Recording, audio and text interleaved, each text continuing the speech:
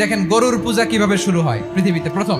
বনি ইসরায়েলের এক দুষ্ট লোক ছিল, নাম সামিরি। সে সবাইরে বলল তোমাদের স্বর্ণগুলো ফালাও। স্বর্ণগুলো ফেললো, বনি ইসরায়েলের স্বর্ণগুলোকে গলিয়ে গরুর বাচ্চা বানালো, গোবৎস। জিব্রাইল আলাইহিস সালাম যে জমিনে এসেছিলেন, ওই ফেরেশতার পায়ের নিচের একটু মাটি সে বুদ্ধি করে প্যাকেটে রেখে দিছিল। স্বর্ণ দিয়ে বানানো গোবৎস গরুর বাচ্চার গায়ে যখন সেই মাটি ছুঁড়ে দেয়া হলো, এখন বাছুরের ভেতর থেকে ভ্যাঁ ভ্যাঁ আওয়াজ আসতেছে। কি আসতেছে? সবাই তো অবাক। সামিরি বলে, আরে তোমরা যে 70 জন দিয়ে মুসা আলাইহিস সালাম রে পাঠাইছো ওইদিকে, এত ঘুরতেছে, আল্লাহরে খুঁজে পায় না, আল্লাহ তো এটার ভিতরে ঢুকছে। নাউজুবিল্লাহ, এটার ভিতরে সেজদা দাও। এই সেজদা দিয়ে হারুন আলাইহিস সালাম তাদেরকে বুঝালেন, শিরক করুন, আল্লাহরে ভয় করুন। শুধু এতটুকুই তিনি বুঝালেন, দাওয়াতি কাজ পালন করলেন, কিন্তু প্রতিরোধ করেন নাই। এই ঘটনা থেকে শিক্ষা কি?